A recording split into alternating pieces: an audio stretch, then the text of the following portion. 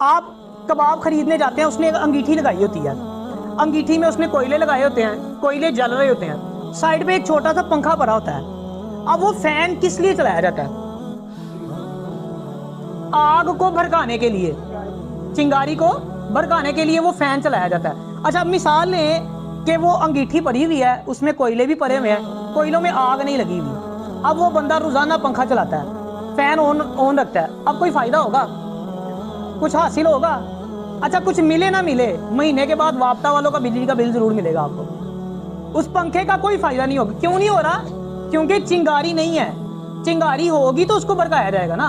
बताने का मकसद है, आपके दिलो दिमाग में कोई मकसद है तो मैं उसको आग लगा सकता हूँ ना, उसको मैं भड़का सकता हूँ। मोटिवेशनल स्पीकर क्या करेगा? जो आपके अंदर आग है, चिंगारी है, उसको भड़का सकता है, लेकिन होगी तो भड़काएगा ना।